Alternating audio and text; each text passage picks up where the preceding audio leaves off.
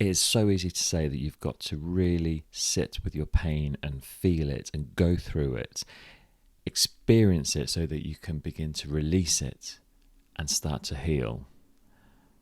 But who the hell wants to feel pain? I'm good, thank you. I'd rather spend my time doing everything I can to avoid it, if that's okay with you. Well, that's certainly how I felt a few years back when my partner Nick had just unexpectedly died in my arms. He was my entire family. In that moment, I felt utterly destroyed. The person I was no longer existed, and the person I hoped to be had just disintegrated into dust. Have you ever experienced anything like that? I hadn't. I'd never experienced the pain and the loneliness of it. It was unbearable. It felt like I was suffocating, like I was drowning in an ocean of despair. I couldn't handle it. People told me I was strong and that with time I would learn how to manage the grief. They told me that I shouldn't run from the pain, that I should sit with it, to allow it, to not repress it. But I couldn't even begin to imagine what the weight of that crushing grief would feel like. It felt it would just completely pulverize anything that was remaining of me. So I ran away from the grief. I did everything I could to avoid it. I made loads of arrangements with friends. I travelled up and down the country visiting people. But mostly, I was alone. And mostly, I drank, I binge ate, I watched junk television. Anything to avoid the start of having to process where I was, what was happening to me, what happened to Nick. And the whole time, I just felt like I was doing grief wrong. Like everyone else would be able to cope better than me. Somehow I was weak. I felt pathetic. And I certainly didn't feel like I deserved any kind of compassion or kindness. I hated how I ran away from the pain. But it felt so overwhelming that I thought if I was to confront it even for just a second, it would totally consume me. So I continued to hide, to avoid, to drink. I now know that I'm not the only person that has ever felt that way. And if you've ever felt like that, share in the comments, because we're not alone. Thankfully, I'm no longer at that point in my life. I had a chance encounter with breath work, and slowly but surely I started to find out how to climb out of that hole. I still have grief, but I now know how to live with it.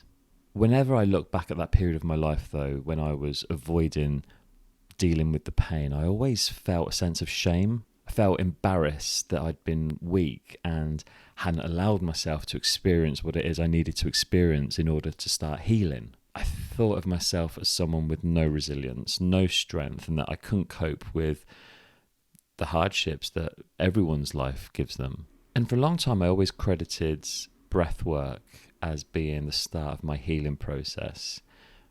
And whilst it was really important, I don't think it was the start. I think I started healing before that. Our brains are hardwired for survival. When we sense danger, our sympathetic nervous system gets triggered, and we have one of several responses, the most famous of which are fight, flight, and freeze.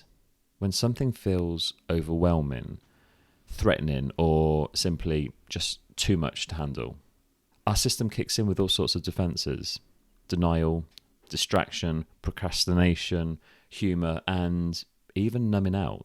It's not a sign of weakness. It's actually part of an ancient survival system. Sometimes we just aren't ready to face certain things and our nervous system shuts the door to it.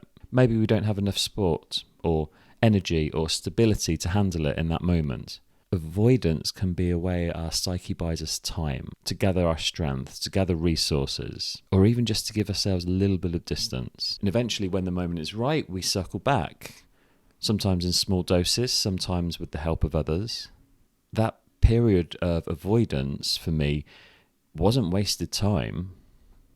It was my inner self saying, not yet.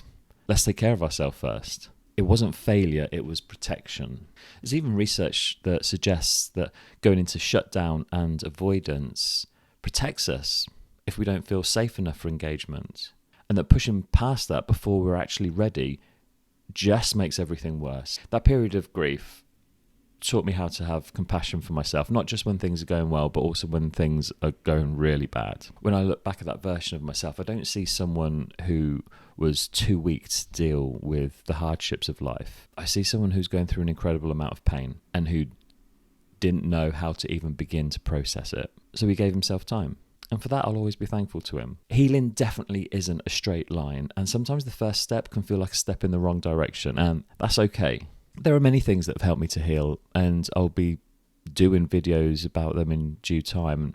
If that's interesting to you, then please subscribe. But am I advising you to get drunk, binge eat, watch television as a way of avoiding dealing with your problems? I am not, no. This isn't about long-term destructive behaviour. If avoidance goes on for a long time and you're feeling stuck or unsafe, reach out. Reach out to someone who can help. Sometimes we need others just to help us move forward. What I am saying though is that if you are avoiding something now, maybe you're not failing. Maybe it's just not time yet. And that's okay. For me, avoidance was just a step in the process of learning to live again, to work out who I am. It was a big step, but just a step in a much larger process. If any of this resonates with you or makes sense to you, I'd love to know. So please share your experiences in the comments. And if you want more of my honest takes on what it is to heal and to grow as a person, then subscribe for more videos. Thank you for watching.